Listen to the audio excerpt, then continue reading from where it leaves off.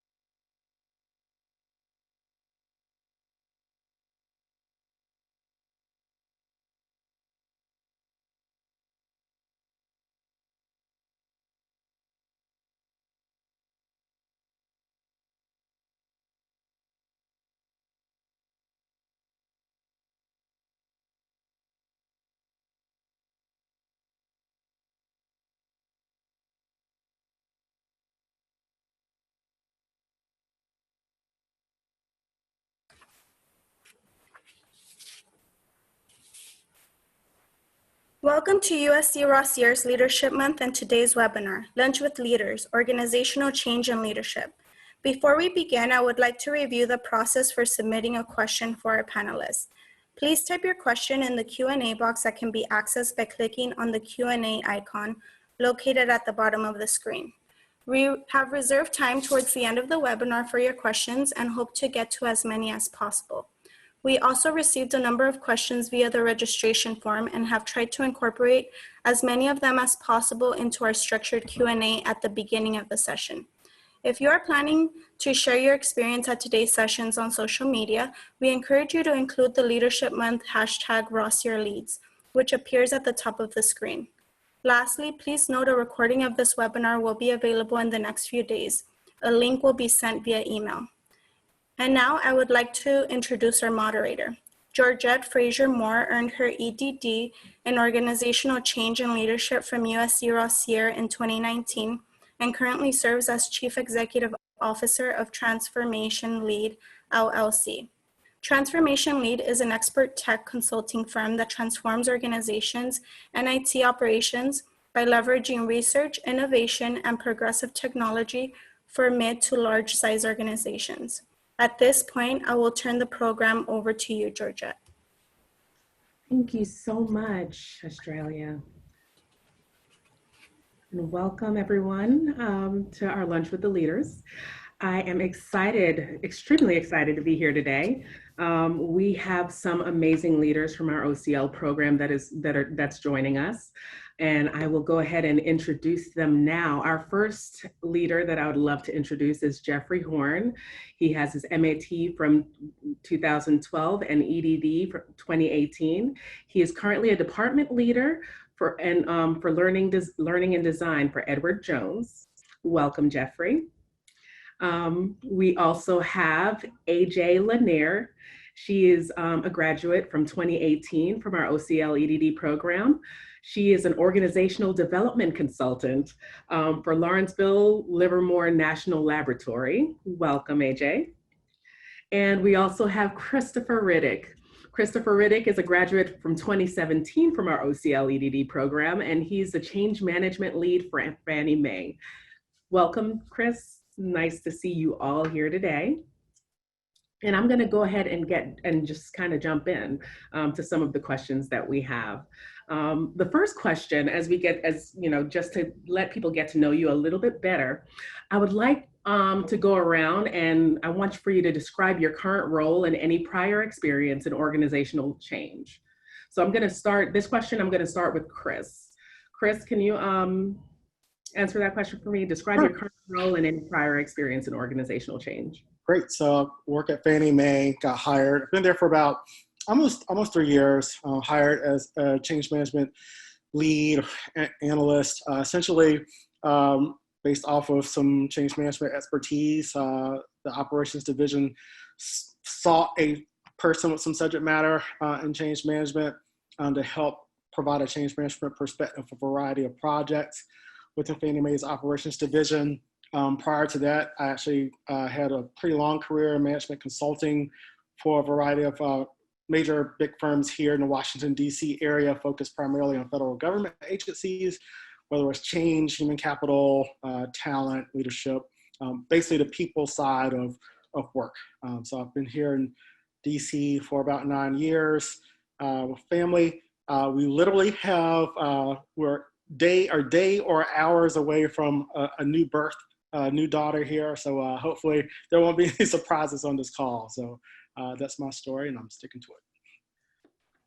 Thank you so much, Chris. I am hoping that there aren't any surprises that you have to run to the hospital for. So thank you so much for joining us. AJ, would you like to introduce yourself a little bit more and talk about your current role as well as any prior experience you have in organizational change? Sure. So currently I provide a myriad of services at Lawrence Livermore National Laboratory. They brought me in for change management and my specialization in emotional intelligence and effective communication. The lab has several different departments, so they're constantly going through restructuring. My previous experience with change management, I was doing it without knowing what I was doing under the title.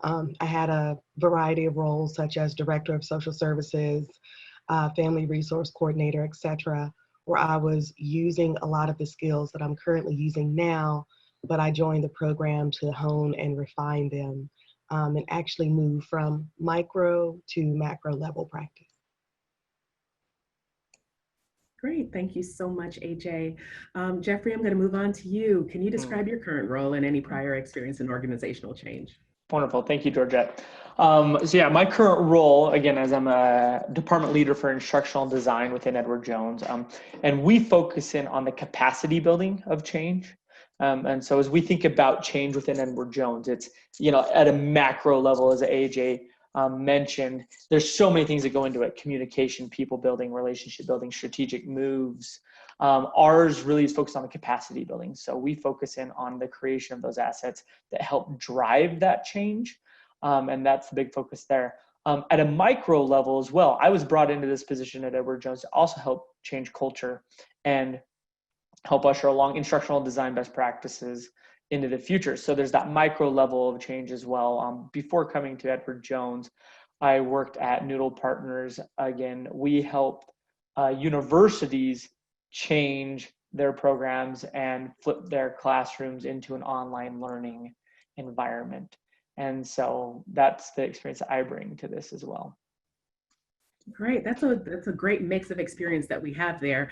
I'm actually going to direct this next question. I'm going to have Jeffrey, I'm going to have you answer first, but how has you have a lot of change management experience beyond your current role, but how has earning your EdD in organizational change and leadership impacted your career?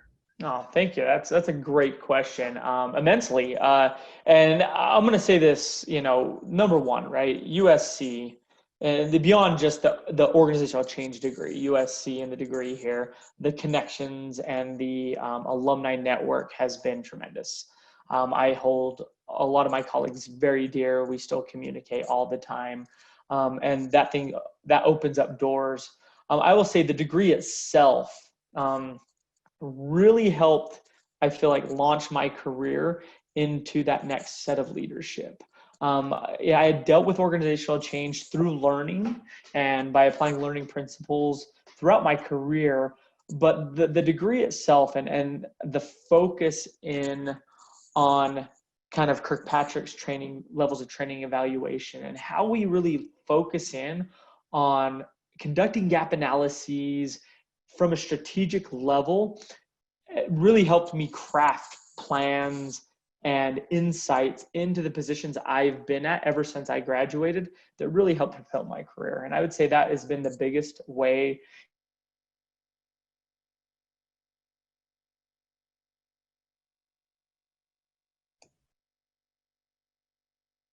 Okay, we may have lost Jeffrey. You're breaking up a little bit for us, but For how I deliver things.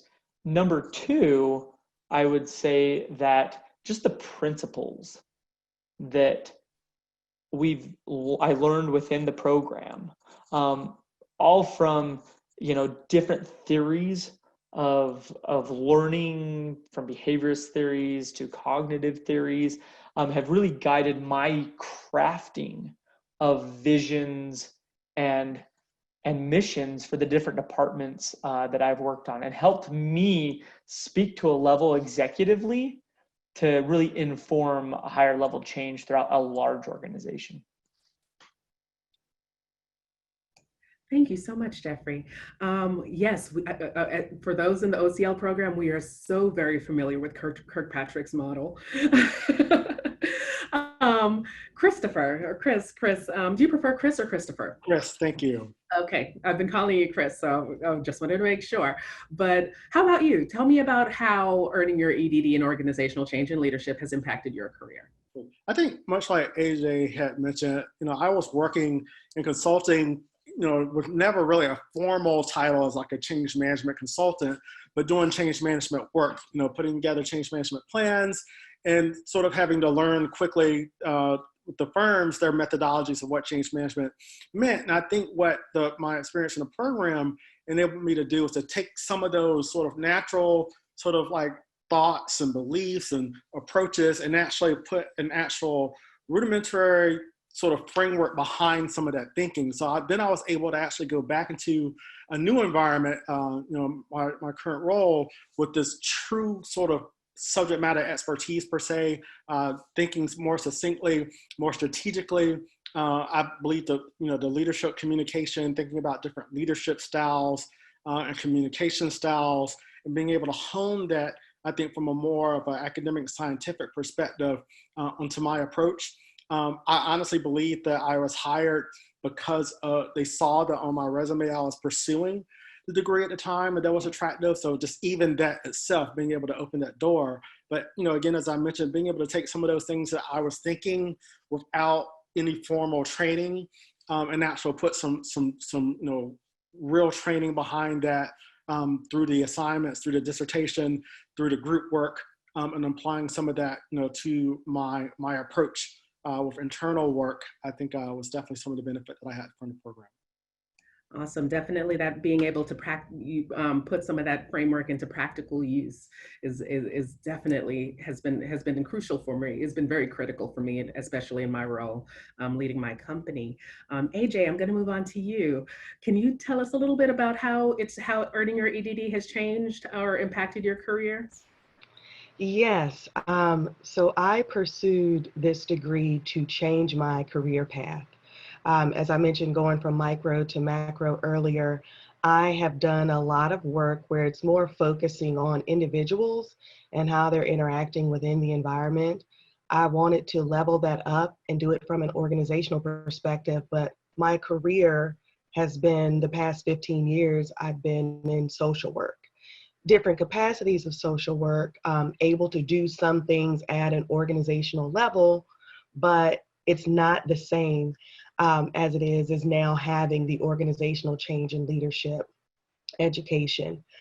And I was actually able to use the transferable skills that I'd acquired from the different roles over time, in addition to the education and real hand application I got completing the work for this program. So I counted that as my work experience, and I brought that up during the interviews because there was a misconception that I heard at the lab actually, where someone said to me, well, that stuff that you know about, it's good in theory, but you don't have the actual experience. And I had to correct them and said, no.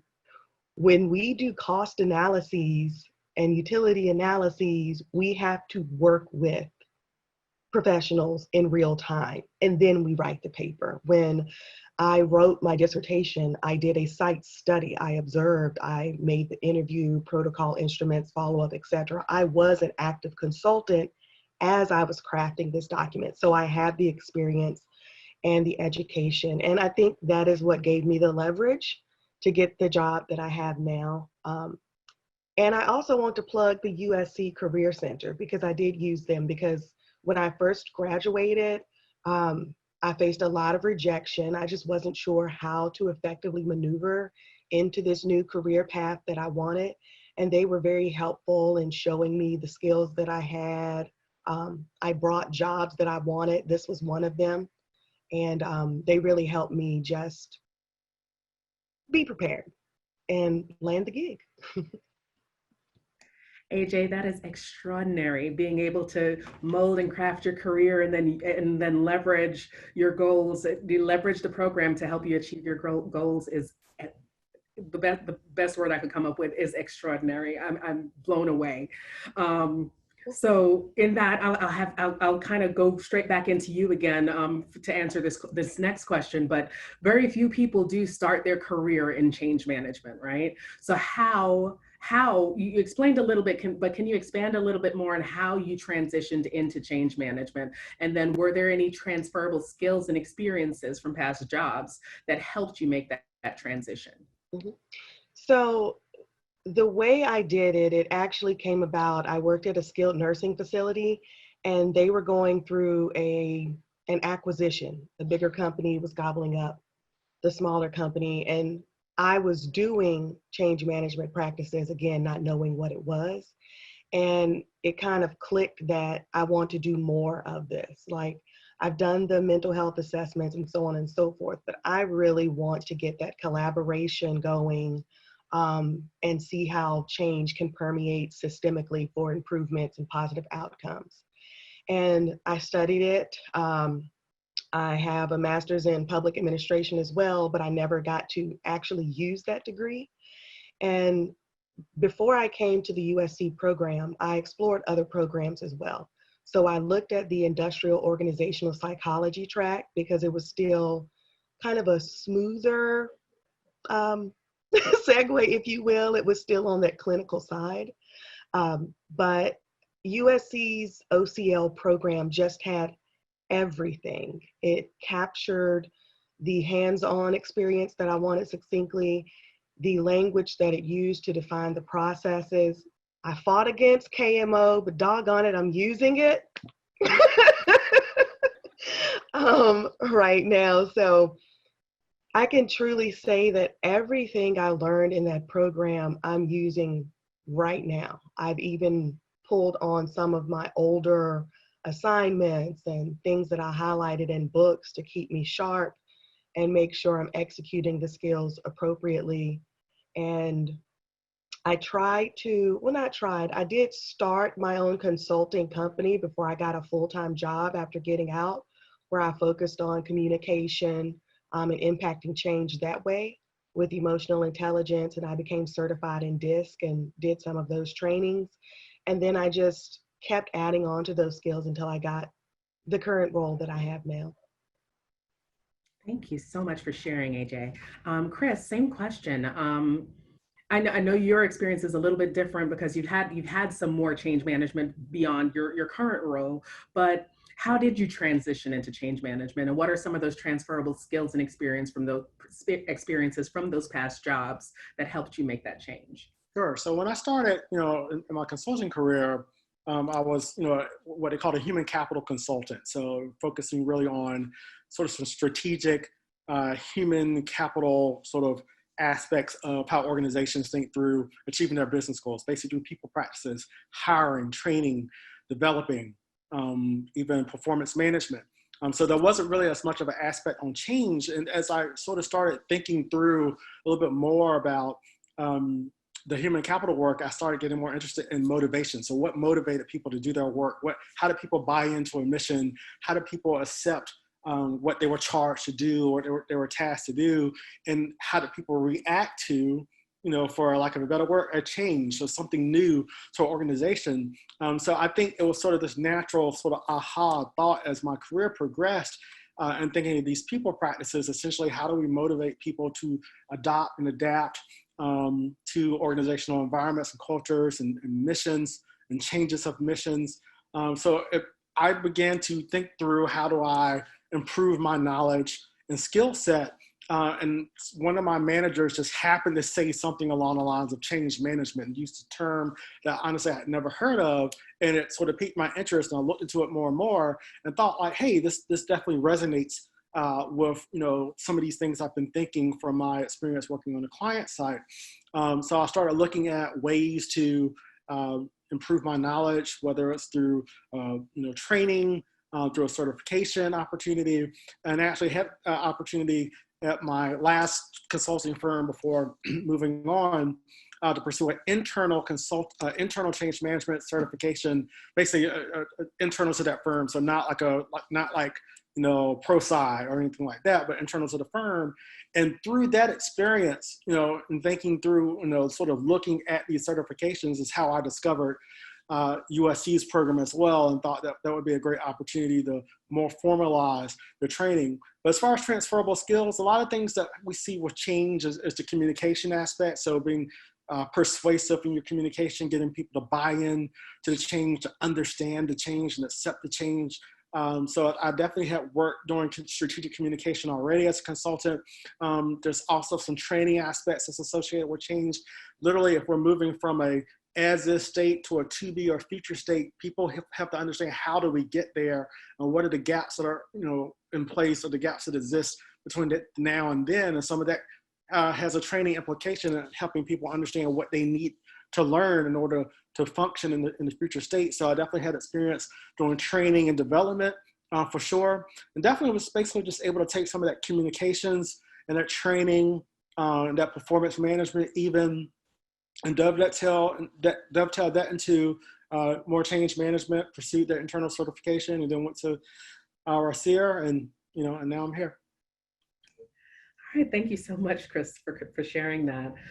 Jeffrey, would you like to chime in and tell us a little bit about how you transitioned into change management, and if there's any skills prior to being in change management that helped help make you that help? Yeah, no, that's a great question. I would say this is that, when I look at change management, there's the capital C change management, like change management professional, and then there are change management in the flow of work. And I say that because depending on the size of the organization you're looking to get into, they may or may not have formal roles within change management. And so, for example, that's why I want to say, for me, getting into a formal focus on how do we cultivate change throughout Edward Jones, utilizing learning, that came about by first becoming a learning expert, right? By focusing on my career path within education and learning theory. I say that because for everyone out there, your niche subject matter area will lend itself to both the capital C change management and both change management within the flow of work, within your department, within whatever leadership role you are in, whether it's the firm-wide or through a sleeve of the organization. I would say this, for change management to really, really work, right? For you to really be successful in a change management position, number one is really understanding the intricacies of your area, your subject matter expertise. I agree with Christopher and AJ. Communication is a massive part of change management. I would also throw in there negotiations, the ability to mediate conversations between individuals and rally people behind a desired path is an immense skill that I think that if you don't practice skilling up, you may find change management positions. However, I think you'll be barred from really going extensively within change management if you don't get that negotiation piece up front as well. Those are some really great points. I know that over the years working with large corporations, we've had the biggest thing that makes all of the implementations and anything that they're trying to implement fail is the fact that they're not able to get all of those people on board and being able to communicate and being able to have them believe in the vision that the organization is trying to go to. It's crazy. I want to just add into that because I want to parlay off of that. I had worked at small organizations before coming to Edward Jones, and you go through all of your coursework and you're thinking about change management plans and you're thinking about stakeholder management and how do we support people, and you fail to realize it sometimes, how real it is when you talk about that individual who you need to identify as somebody who could put a blockade in your change management plan, and how do you persuade them to get on your team? Like there's, like when we talk about, you know, there's the political side of change management, right? Like the very real, right? There are people who are established in their role, who you know, they're not in any way, shape, or form jeopardized into losing their position, and so they have that kind of protection within the organization. How do you work around them, right? It's easy when you have people directly reporting to you, and I think that's the difference when you start to get into like formal capital C change management positions. You are leading without authority. How do you do that? How do you persuade people who they don't actually have to do what you tell them to do, and no matter what you do, you're going to have very little impact on whether or not they are kept on a job or not? Those are things to consider. That's a great segue into my next question. I'm going to direct this one. I'll have Chris start with his answer first, but we, as change managers, we definitely see roadblocks within the organization. There's definitely roadblocks. There's definitely, you know, that one person that may not be able to help or be able to actually stand in the way. And sometimes if you're able to convert that one person, the organization will follow. But Chris, what are some of the barriers and roadblocks that you've faced when trying to implement change, and how do you approach them? Sure. So, you know, you've already sort of mentioned that. So cynicism or literally just resistance to the change, you know, in my experience, there was one time we were sort of implementing two new components to a financial management system. And some of that work had been done prior to the consulting team being on the ground. So there was that, oh, we've seen this before. You know, a team came in and, you know, tried to do this work and we never did it. And you made the report and the report got put on the shelf. So sometimes there's this history that exists when people remember what organizations had tried to do before. Sometimes people are resistant because they feel as though they didn't have a stake in the decision making. So they'll say things like, oh, you're going to do what you want to do anyway, or the leaders already made the decision. Why should I, you know, support this? You know, you're going to do what you want to do. What I found is sometimes address some of that is really having those people to be involved, right? To be stakeholders, to have, I've done focus groups now, and I will see resistance, and then we'll meet with people afterwards and say, can I set up some time to speak to you one-on-one? Really want to pick your brain about some of the, you know, that body language I saw, or the concerns that I saw in your eyes. And people realize, wow, this person cares. This person actually wants to get my input. I have a stake in the decision making that's going to occur. So that's one thing, giving people an opportunity to truly be involved in whatever that change endeavor, that change initiative is going to be, and to actually show and demonstrate that you have heard their input by, you know, communicating it back out, by repeating what you've heard, by giving them credit, by ensuring that, you know, you have taken those concerns back to leadership. So that's one thing. Also getting peers involved. So as a consultant, I'm paid to do what I'm supposed to do. I'm supposed to tell the organization X, Y, and Z. But if I'm able to get a team of their colleagues that's able to communicate with them to say, hey, you know, Chris is legit. He's a good guy. I trust him. They're more apt to listen to colleagues. So, you know, we like to use terms like change champions or change coalition, or that change visionaire. So I think being able to have those peers who, you know, can communicate whatever that change is going to be has been helpful. So that's one thing. The other aspect is really if there's actually skills involved. If we're doing a change that's sort of a way we're operating this system, and then we're going to, you know, add these new components, and you need to actually know what those components are. Sometimes there's actually a skill gap or a knowledge gap that creates that roadblock as well. That's where training comes along, and communication comes along. So being able to provide those opportunities for people to literally acquire the skills and the knowledge that they need to operate in a new system. You know, some of those things we've also been able to put in place in some of my work currently and in the past, that's been able to get people a little bit more comfortable with the changes, because sometimes that resistance is just literally because a person is afraid of what, you know, knowing that they don't know how to get in that system yet, or they don't know how to do, you know, what they're being tasked to do. So again, skills through knowledge, communication, training, and then resisting that sort of cynicism, skepticism by getting people to be involved in decision-making and getting their peers involved, influencing their thoughts and beliefs. Definitely, that resistance and fear of change is real. AJ, I'd love to move on to you and hear some of your thoughts about what are some of the barriers and roadblocks that you faced when trying to implement some change, and how have you approached it? Very similar to what my colleagues have said. I kind of just will build on that so as not to repeat too much. One of the critical elements I've found that has been missing in my current role is people want change, but they don't have the buy-in. And they also lack an understanding of what change model is best suited for the goals that they have in mind. But I'm happy about that because that means my job is relevant. So at the lab, as I said, they brought me on for change management, and they had a lot of great starts. And what I noticed is that a lot of the organizations want a quick fix. So they want to do this workshop, attend the workshop, get a certification, and we're good, right?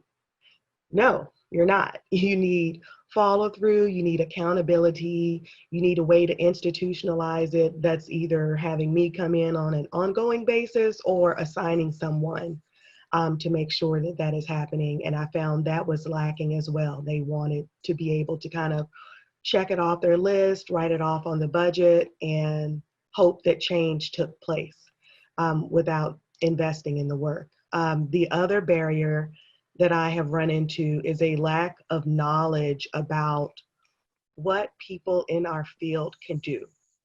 And kind of getting our role confused and wanting to lump it into something else. Me specifically, they wanted to lump mine into an HR role and have made specific comparison to an HR business partner, which there are some parallels, but as far as I go, I have never studied HR at a day in my life, so I wouldn't feel comfortable speaking to it. And then there are just really stark differences as far as how we can strategically view things and also insert a humanistic approach that it just stands on its own in this field. So buy-in, lack of knowledge about the role, and accountability, I would say, are some of the major factors I've run into.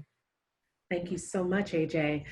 Jeffrey, do you have anything else to add in regard to any barriers and roadblocks that you've faced and how you've approached overcoming them? Yeah, no, that's a great question. I led into it a little bit for my last answer, but I really want to focus in here on, I think, again, Chris and AJ did a great job. I think you're really explaining, we really run into a lot of, like, as you think about knowledge, motivation, and organizational pieces, a lot of motivation, right? There's a lot of motivation that goes into, Chris talked about training and a lot of those things. Don't shy away from the organizational barriers. Oftentimes, the motivation or the knowledge is actually a hidden organizational barrier that I have found either in a system that the company utilizes. So like for us at Edward Jones right now, we are just vastly behind the times on our internet browser services, to the point where we can't get quite the experience we want out of our learning materials because we're using an antiquated software, right? We're using antiquated softwares that really don't serve the needs, and that's a major barrier to any change, because that not only is that a barrier to like just the ease and the skill of like deploying something, but my associates feel handcuffed. And so a lot of times the barriers are long before doing a lot of that work with policies and systems and data that just aren't there for us to drive to us. I would say data is a second big piece. There's a big push in the doctoral program, data-driven decision-making. And the reason why that's in there is because it is vastly important, right? I wouldn't tell you how many people we just don't have the data we need to make the decisions we need to make, or to make the persuasions we need to make to execute upon that piece. And so I would say get in there, focusing in on what kind of systems do you have at your ability and removing those barriers. What data don't you have that you need to be able to make the persuasive pieces to get people to move? Focus in on that as well.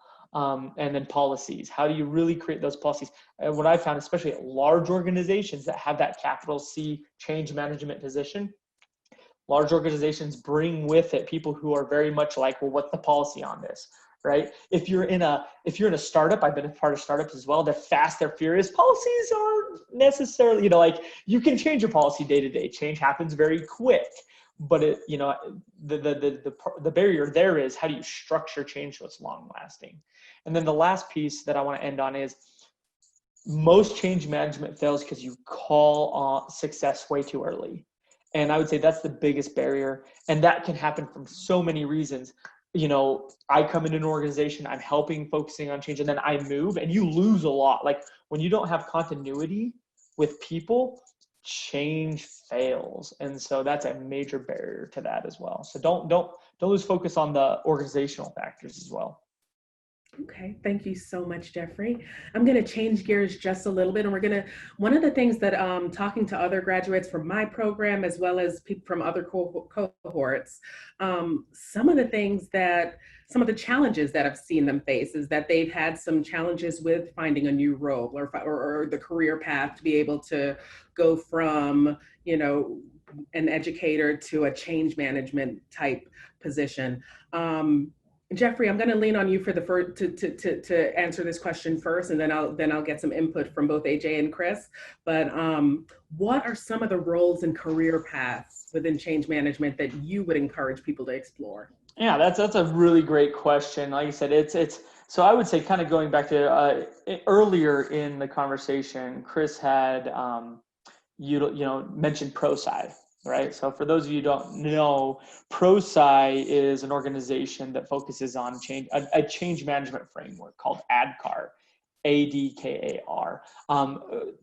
For those who are interested in pursuing a capital C change management role within a large organization, I strongly suggest becoming very familiar with ADKAR and its structure and its framework. If you were unable to speak to ADKAR, odds are I don't think that you'd get picked up in a capital C change management position within a large organization. Again, just being very frank and honest about that. I would also focus in on, so there's really kind of three different ways I view change management within a large organization, and that's through communication, capacity building, and coordination of those efforts. And so with those three pieces, there's different types of roles, right? When you think about, like, you know, I'm a change management person, right? That's a lot of times that is the coordination piece of it, right? Going back to what I said before, being able to negotiate, having some sort of negotiation courses or certifications will help there. Again, ADKAR certification will help you out there. Also, really showing data-driven, like, change management plans. Like, you know, if you can write up your change management plan, utilizing KMO and a gap analysis focus will help you. But like I said, those ones, most change management, like within Edward Jones, our change management department was again a small thought a few years ago, and it was really pulling people from different areas of the organization to form a change management team and department. And so there's that route. I would say that marketing and communications lends itself really well to change management roles, because again, with any change management, the capital C position, they have a lot of times having experience communicating and developing out communication plans is another way that I would suggest you focusing in on there. And then like coordination, project management. Agile is a very hot topic in most industries right now. Becoming a Scrum Master certified or having some sort of Agile project management expertise would also help. So again, I say that in buckets because I think you could take a project manager role at an organization, and I think you could parlay that into hey, I'm now in the change management department, where you're coordinating project management with coordination with capacity building. So within the learning sphere would be capacity building. So I'd say, you know, marketing roles, project management roles, or even learning design roles And really change management at Edward Jones really comes to, pulling from those different departments to then help coordinate and bring it all together into one whole. So that's what I would say. Thank you so much, Jeffrey. That was very comprehensive. Chris, do you have anything to add in regard to any your thoughts or ideas around roles and career paths? Sure. So I definitely know that, and I speak just based off of my experience, I've seen, literally the role of like change management consultant or change manager a lot more frequent in the past few years, usually with consulting firms or organizations who have an internal in-house role. So I would say that, if you're interested in the thought of consulting, I definitely see that whether it's in commercial practice, nonprofit, or government-focused consulting, I see those roles a lot, and I'm starting to see several more roles internally within organizations across the spectrum, whether it's nonprofit, education, for-profit, and so forth. Like Jeffrey mentioned, there are other titles that have elements of change. So communications manager for sure.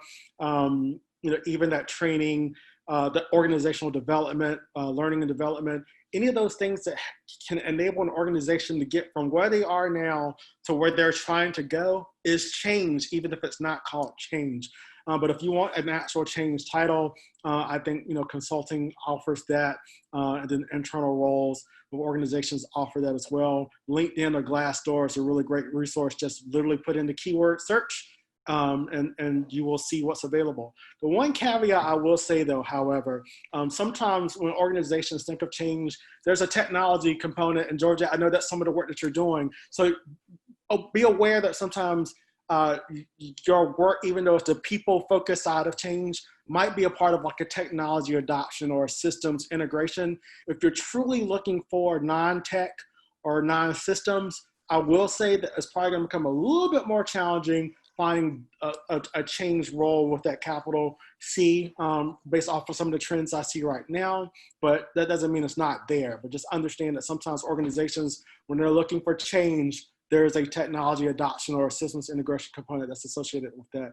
But LinkedIn, again, Glassdoor, great resources. Just type in keyword change or change management, and you'll see what's available. Thank you so much, Chris. I know it's the name of my company, Transformation Lead, but I've also seen roles called transformation leads that encompass change management out there a lot recently too. So AJ, do you have anything that Chris and Jeffrey didn't touch on that you'd like to add? Yes, I would say it's with a twist. So when you asked like what roles would I recommend for people pursuing after this, I would say it would depend on what you feel like your specialty is. And to let what your specialty, the obvious go-to would be your dissertation topic, but you may have other areas of interest as well. Going for what those are, different from Chris and Jeffrey, I focus heavily on interpersonal skills with the change management techniques I use, and that is in very high demand right now, especially with the civil unrest.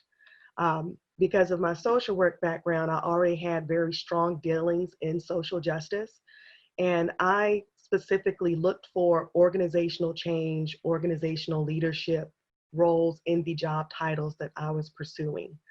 So I didn't get a change manager specific title, but it was specifically linked to organizational change. And again, I was able to play up the interpersonal skills and expertise that I could bring to the table. I work at a lab, they're very high in technical abilities, but they're low with those interpersonal skills. And so that is something that was very helpful for me. And Georgette, if I could jump in here real quick, because I think AJ's a spot on to it. You know, we were talking a lot about like change management roles specifically. It really is. I mean, the OCL program and the degree itself, I think it lends itself to so much. Like, you know, leaders, whether, I mean, a lot of you out there are company leaders. You own a company, you run your own business. And so it really is thinking and breaking it apart into you know, those principles that we learn in the program, how do we deploy them in the situations we're at? Whether you are a department leader, an organizational leader, or you're a dedicated change manager who's focused on doing that. Okay. I really love this question all the time. I love hearing the answer to this question, but especially because we are all so different and we're in different places in our careers, different companies. Even though we have a title, that doesn't necessarily align with our roles, right? But AJ, I'll start with you for this one. What do you enjoy most about your role? What I enjoy most is that I get to do a lot of different things. So it keeps me on my toes. And my personality type, I hate a structured work environment. I hate it, hate it, hate it. So I enjoy that it gives me the autonomy. I get to be creative. I am creating and facilitating courses as well as attending courses. I'm engaging in strategic planning. I'm able to do diversity, equity, and inclusion seminars, all under the title of organizational development consultant. And I'm working with a lot of different departments. So even though I'm in one place, I'm able to travel, and that's really, it's just really exciting. It's ever changing, and I like that. Great, thank you so much for sharing. Chris, can you tell me a little bit about what is that thing that you love the most about what you do, about your role? It's hard to say that one thing. I think literally, because change work is so people focused, just that interaction, and that's somewhat of a challenge now because we're working virtually. So I'm not in the physical environments, but to be in those whether that's interviews, focus groups, just working with my team, literally having that direct sort of contact with a person or an individual, because that's when you see the reactions. That's when you see the concerns change into buy-in. That's when you see the aha moment occur, and hopefully the satisfaction when people feel as though their voice has been heard and they've had a stake in some positive direction that the organization's gone. So for me, really, it's just that personal interaction that I have with those individuals, whether it's team or colleagues, and seeing the satisfaction that comes along with actually being able to accomplish some business goals. Definitely. I live for that aha moment. I live for that aha moment. Jeffrey, do you want to chime in a little bit on that question? Yeah, I just hearing everybody speak, it brings up, again, there's so many different things about my job that I love, but I think what gives me the most joy is asking questions, being inquisitive. Like, I think it's what's needed within leadership and within change management, is that ability to like uncover one of my favorites. So unconscious incompetence is a current term that one of my mentors utilizes all the time, right? We just don't know what we don't know, and that's what's going to bite us with change management, any leadership, whatever it might be. And that ability to like, and I'm not great. I mean, we're always getting better at asking the right questions, but I think it's fun. It's fun to be like light bulb, right? You ask that right question, you realize that the issue with revamping, like we're revamping our learning strategist positions right now within our company, and we're getting some pushback from some of the leaders within our department, and asking those right questions to figure out what it's a motivational piece for one of my associates, one of my team leaders. It's actually the piece that, and then you can go fix that, right? I think that's the hard part, is we struggle all so often because we're trying to figure out like, what is the root cause? What's the root cause of our problems? If we could just figure that out, then we'd be able to solve it. And so I think I get joy out of those small movements towards success. You ask those questions and figuring out 4 or 5 questions down the road, like, okay, I think I understand the root cause of this problem. Now let's go to work and start fixing it. I think that's what I enjoy the most. Awesome. So Jeffrey, what advice would you give aspiring change management professionals? What was that one piece of advice that you'd give them? Patience. I think patience is the biggest piece. You know, Chris mentioned it, like, and AJ mentioned it. So many times people are looking for quick fixes, quick turnarounds. How do you keep that long-term vision and plan? And then we use the analogy cupcake, birthday cake, wedding cake at Edward Jones within our department. The idea of, too often I see a lot of my team leads and other people I work with, you're so focused on the wedding cake. What's that far end change that you want that you forget, like, what's iteration number 1 of it? And what's iteration number 2 and 3 and 4? What's your cupcake? What's your birthday cake? And keep that vision out there. Keep that vision loose, though. It's going to change, right? It's going to change. COVID's going to slap your vision right in the face and force you to completely pivot. So keep it loose, and then really focus your team and your company and your employees on what's that next step. How do we get to that next step? And be patient. Be patient. It doesn't, you know, it's not, I go and I do my research and then I propose my communication plans and I implement, and everybody does it, right? You're going to have to change upon the way, and you have to be flexible and not rigid. Thank you so much, Jeffrey. AJ, we'd love to hear your tidbits of advice. What advice would you give to an aspiring change management professional? I would say, hone your craft, identify your skills and strengths and build on those. Really use the program to fortify what you have, as opposed to trying to fit into what you think is desired out there. And I would just say that make sure your skills line up with what it is you want to do, and go for it with the confidence, knowing that through this program now you have the education, you have the experience. Don't let anyone tell you otherwise, and go get it. I absolutely love that. Hone your craft, identify your skills, align with what you want, and then go and do it. That was really powerful.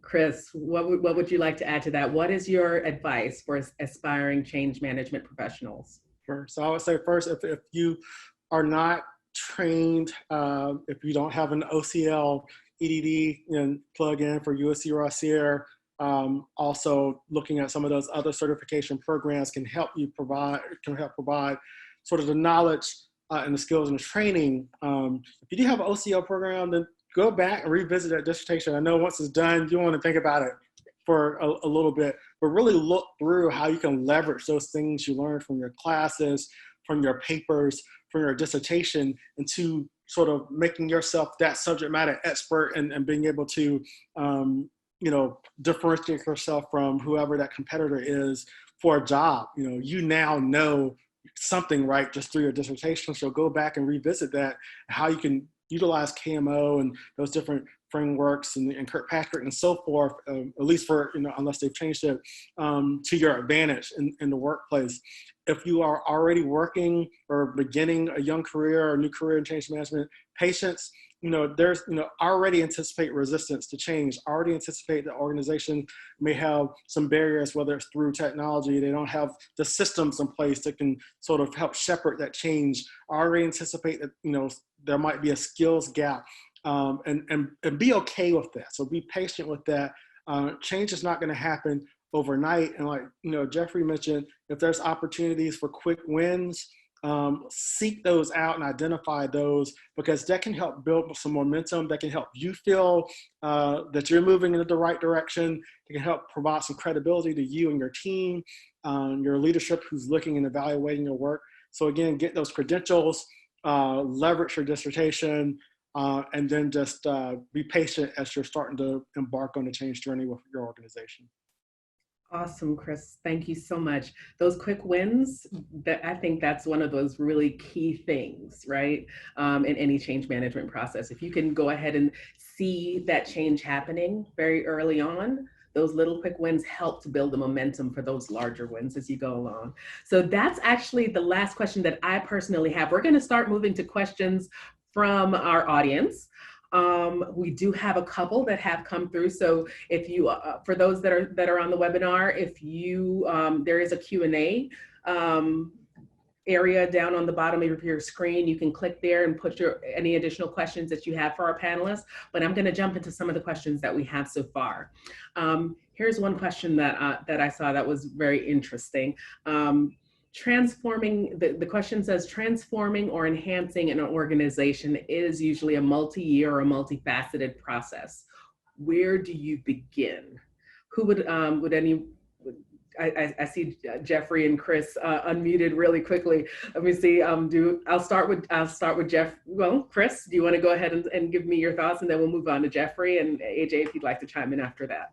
So I honestly believe, like, I cannot, stress enough the importance of articulating a vision at the very beginning. So really being able to say what it is and why it is, because that's going to be sort of the guidepost or the sort of the guiding sort of vision for what that change initiative is all about to start with. So a leader and a coalition, in my opinion, really needs to understand what that change is, what the impetus for that change is, why that change is important, and most important, why is it important for the workforce or for the staff or the organization to buy into that. From that vision is where you can put together a plan, right? And put together, identify milestones and goals and metrics, all those things you can evaluate. But if you don't have a clearly articulated vision to start with, can actually get people to even stop and for a second consider that this change is important, the change is going to die before it even begins. Those are some great points. Jeffrey, do you want to add to that? Yeah, one of my favorite terms that I've stolen from the tech industry and from IS is requirements gathering, right? Like 100%, Chris is spot on. It's where do you start? Don't get too far ahead of yourself, right? Requirements gather, going back to the idea of like what I love about my job, ask a bunch of people a bunch of different questions and then ask them, who else do you think would have an opinion on this, right? You're going to do a couple things with this. You're going to uncover opinions of what you're trying to do, and people will give you those opinions. And you can identify potentially who's going to be your barriers, like as we go back to like the motivational piece and the political piece, who's going to be the barriers to effecting a change, and how do you get them on board with you?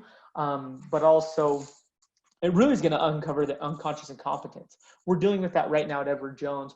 We're looking at revamping our HR systems, and people from HR didn't realize that finance has a lot of the same requirements that they need satisfied. Could we find a system? And then learning and design as well. It's like, well, wait, if you're doing an HR piece, like we need to think about the long-term learning experience for each of our associates. Like, how can you map out a taxonomy with a bunch of different skill sets? And then how do we then have that inform HR and our position description, et cetera? So, like this is an extremely complex multi-year process we're going to go through. And it starts with a ton of conversations, not just one or two, like, go talk to somebody, talk to a department, get an idea of what they want. Again, that's at a macro, like big organization. At a small organization where you don't have like maybe the capital C change management people, it's really going to start as talking to everybody, finding out about everybody within your organization, who, like, what do they think about that? And then I would ask other people outside the organization, right? Have those conversations and really develop that. Like if you're ever wondering, just go to Google search like requirements gathering within IS or IT, right? And I really would think of it from that perspective. Like, how do we take all of my conversations with all these different people and turn it into a requirement, right? That is going to really help dictate this overarching vision of where you're trying to go. Is we need to satisfy X, Y, and Z requirements. And then that will start to build out that plan, as Chris said. Thank you so much, Jeffrey. Really, really great points. AJ, do you have anything to add? Like, where do we start? Where do we start? Where do you start with change management? I start with having them define what their vision is and deciding where they want to go. So I kind of leave out the middle part, because after we establish what the vision is, I talk through it with them to decide what the best way it will be for them to establish change, or I don't think establish was the word I wanted, but to create change. And yeah, that's about it. Getting the shared vision and then getting the buy-in and deciding on what model is best suited for them. But they pretty much covered it. I don't have a lot. That was actually awesome, because that's, I mean, I always take that same approach. I want to go to what is it that they believe that they want to accomplish, because that's a lot of times that changes, right? As you start to uncover what's happening within the organization, what they thought they wanted is actually not necessarily what it was. But usually I use that as a starting point, so you have one, and then I usually bring it back and start saying, okay, where are we today, and what do we need to do to get there, and is that really the direction we want to go in? Is some of the questions I always start asking, like, what is it that we're really trying to accomplish? Because sometimes that end goal is going to definitely adjust or change. We have a couple more questions. I want to try to squeeze in as many as we can. Here's one that sounds really great for you guys to answer. What are the most important current trends to know in the world of organizational development and effectiveness? I know Jeffrey chimed in earlier with a couple of different frameworks and practical things, but Jeffrey, do you want to chime in with some more? Yeah, no, I have one more, but this one actually is more specific to organizational effectiveness. OE, right, is the acronym you may hear in organizations. So again, Six Sigma, right? So for those of you who are not familiar with Six Sigma and like green belt, black belt opportunities, I would explore into those, research into those. So again, at Edward Jones, we have a whole department focused on operational effectiveness, and looking into like, how do we quantify? So this is gonna be a big piece too. Quantification of processes and how we're executing, and then with the specific vision to implement a change and then watch it get better, right? And it goes everything from like, so like at your green belt opportunities, is that's you participating in a change, and how to improve your organizational effectiveness, all to black belt opportunities, which are, if you're black belt certified, that's you documenting and showing that you led a team of people in executing a change that resulted in operational effectiveness. So I'd add that on to, like, a great book, Never Split the Difference, on negotiations and pro-side change management certifications. I think those are three really big different areas that you could look at for change management. Thank you.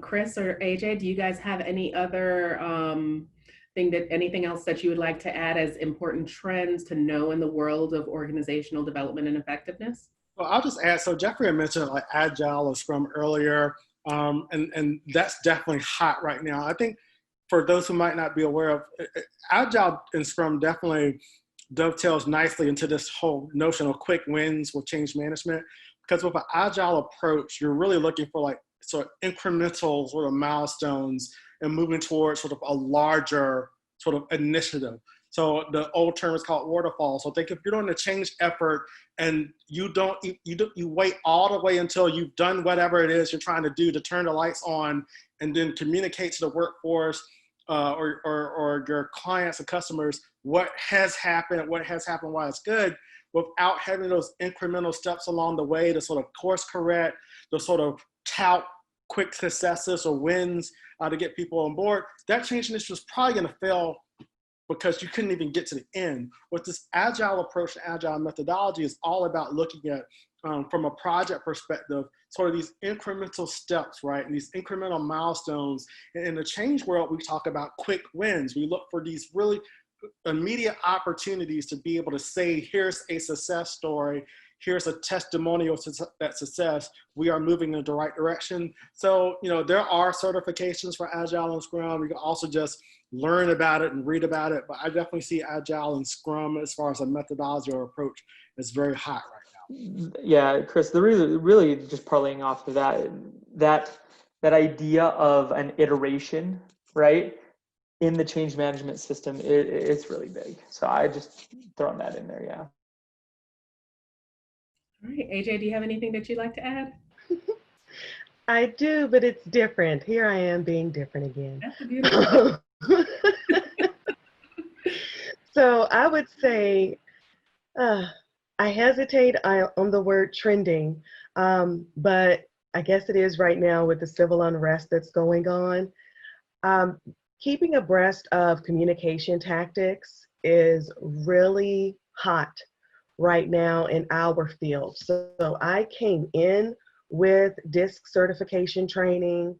I came in and then later created an emotional intelligence course. And then just this past few weeks, I have done mission, vision, and values workshops, branding workshops, authentic care with a lens on racial equity. I've gotten human synergistics 360 certifications. Crucial Conversations is coming up. So a lot of organizations are now hungry for this type of training for their interpersonal skills. And they are also now realizing that, hey, we need to include some of these interpersonal skills that show we're investing in human capital on our strategic plan. So it would behoove you guys to get, if you're not already there, to develop an interest for it. And I would definitely caution against, if something is trending, you know, getting a new certification and then touting yourself as an expert because it's hot, just because you could possibly get caught up if you don't have enough background knowledge. Because these things, even though we learn them and get the certifications, it's one of those lifelong learning experiences, and you really do need to work it and keep abreast of the trends. But yeah, so mine are a bit different, but those are the additional skills. I thought it was spot on. Yes, definitely. Okay, there's a couple more questions, and we're kind of getting close to our cutoff point, but I want to see if we can get as much in as possible. But another question we have from an attendee is, what are some change management roles within education, and are they or are they embedded within existing roles or other roles? Does anyone have any insight or thought on that? Jeffrey? Yeah, I wanted to see if AJ or Christopher had anything to go on there first, but so my experience, I have actually a pretty deep connection to the higher ed university systems, and some experience. It's been a little while though within K through 12. And again, from my experience, I'll just say this from my limited experience. I'd say most of the time they are embedded within existing roles. So for example, within a school district, again, to my knowledge, and that doesn't mean that there aren't districts out there who have them, but I worked in Granite School District in Utah, Jordan School District, Utah, and then in a district in California earlier in my career. At the beginning when I first started studying at USC, and most of it was embedded within current work, project management, communication, even just, school leadership, etc. And then in my higher ed experience as well, I came from Noodle Partners, where we focused in on partnering with like top tier universities. I worked with the University of Michigan's Ross School of Business, University of Tennessee's School of Business, their supply chain management school. A lot of that, they're not robust enough to have, and especially in higher ed, each school kind of functions as its own organization a lot of times. And because of that, you tend to see that change management really is embedded in just various other roles that aren't change management roles. Again, that's my experience. Thank you, Jeffrey. I see that a lot too, that they're embedded in those a lot of times the administrative roles, either running the district or running university level or higher ed. This is my last question. And I hate to, it kind of feels some kind of way that, you know, that we're getting closer to the end, but this is my last question. What is the job security like in change management currently? What's your thought on job security?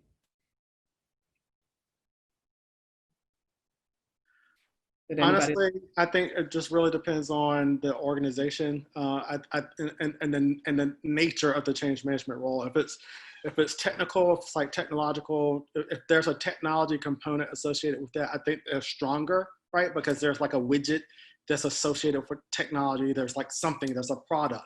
If it's the people side and we're talking about feelings and emotions and employee engagement, sometimes that's a harder sell if organizations have to think about making decisions about what they're going to keep during these COVID times.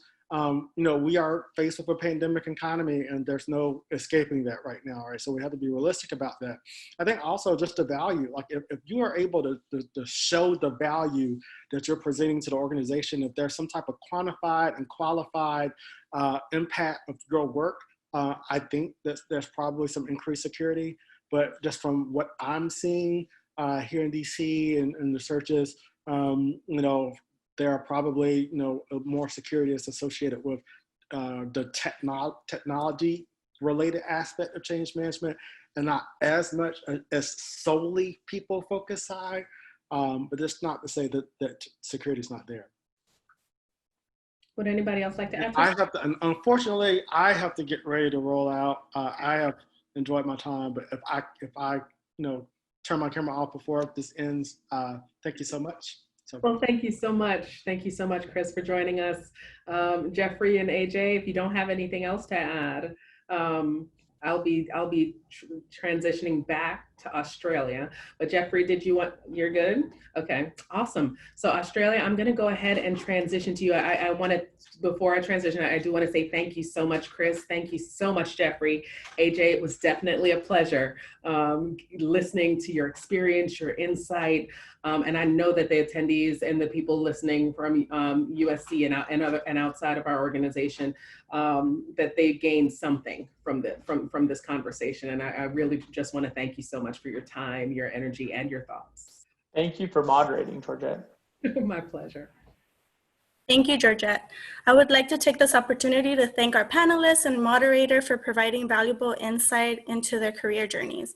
As I mentioned earlier, a recording of today's webinar will be sent out in the next few days. When you close out of today's webinar, a short survey will appear. Please take a moment to provide feedback on today's webinar and share your ideas for future virtual programs. Don't forget to tag us on social media using the hashtag #RossierLeads. Thank you for attending. We hope you will attend a future Leadership Month session. Have a great day and fight on. Bye, everyone.